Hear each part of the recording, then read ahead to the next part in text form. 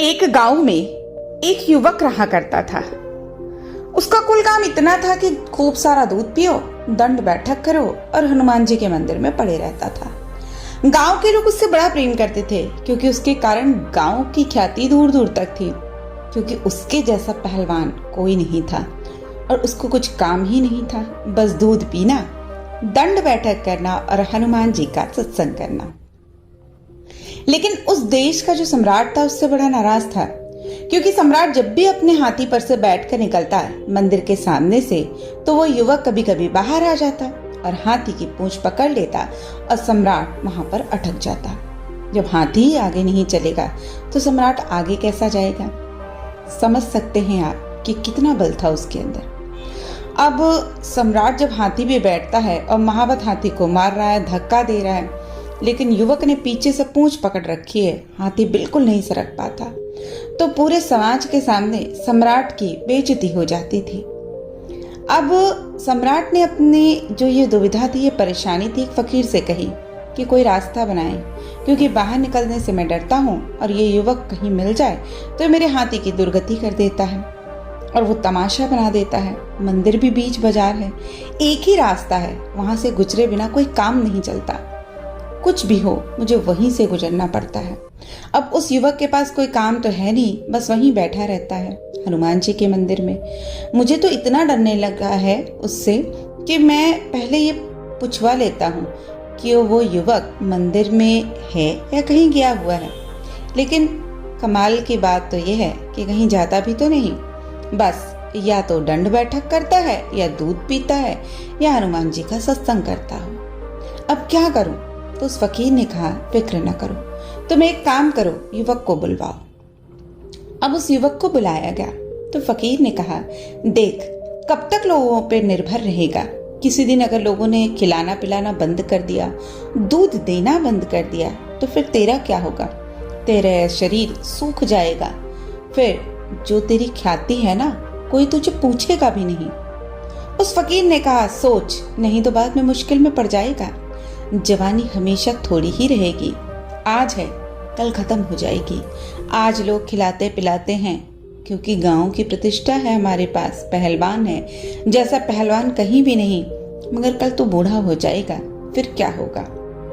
सुनो मेरी बात, हमारे देश का सम्राट राजी है, वो तुझसे प्रसन्न है, पर तुझे 1 रुपया रोज देने को तैयार है। अब उस समय 1 रुपया चांदी का 1 महीने के लिए काफी था।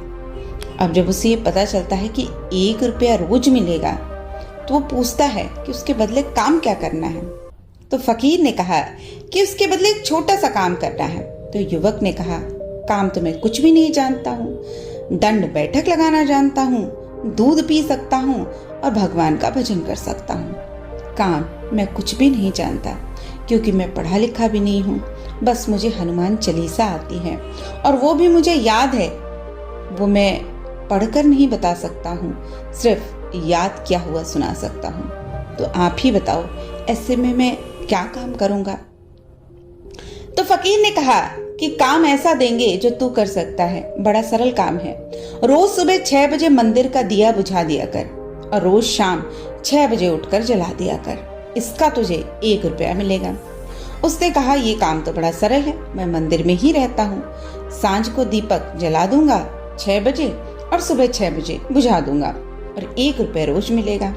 अब युवक खुश हो गया। सम्राट ने कहा, इससे क्या होगा?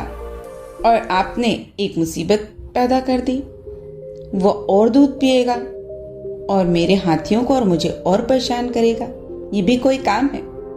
तो फकीर ने कहा, राजन, तुम थोड़ा रुको, जल्दी न करो, हमारे अपने रास्ते होते हैं, महीने भर के बाद मैं इसका जवाब तुमको दूंगा। महीने भर तक तुम गांव से बाहर निकलना ही मत। अब महीने भर बाद फकीर ने कहा कि अब तुम अपने हाथी पर बैठ कर जाओ। अब सम्राट अपने हाथी पर निकलता है। महीने भर से युवक राह भी देख रहा था कि सम्राट आया नहीं, उसको भी मजा आता था हाथी की पूंछ पकड़ के रोकने से। अब उस दिन उसने हाथी की पूंछ पकड़ी, लेकिन वो हाथी नहीं रुका, बल्कि वो घिसट गया, बुरी तरह से घिसट गया। पूरे समाज में उसकी बेइज्जती हो गई। अब महावत को हाथी को मारना भी नहीं पड़ा, हाथी ने ही युवक को घसीट दिया। अब सम्राट ने फकीर से पूछा कि तुमने ऐसा क्या किया? मैं तो सोचता था कि उल्टी हालत हो जाएगी।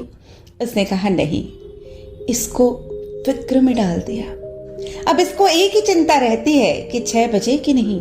ये बार बार लोगों से पूछता है, भाई कितने बजे? 6 तो नहीं बज गए? रात भी चैन से सो नहीं पाता, 2-4 बार उठ जाता है, पूछता है 6 तो नहीं बज गए? दिया बुझाना है, शाम 6 बजे दिए पक जलाना है। इसकी पुरानी जो मस्ती थी, मौज था, मजा थी, वो सब चली गई क्योंकि मैंने इसे चिंता दे दी। इसे ये चिंता दे दी कि बुढ़ापे में इसका क्या होगा। अब इसकी मस्ती, सुख, सुविधा सब चला गया, इसका बल चला गया। कल जो बीत गया बीत गया, कल जो आया नहीं नहीं आया और कभी आएगा भी नहीं। जो आता है वो सदा आज है। तो दोस्तों, आज में जीना सीख लो, वरना इसी चिंता में हम सबको एक दिन इस धरती को छोड़ के चले जाना है।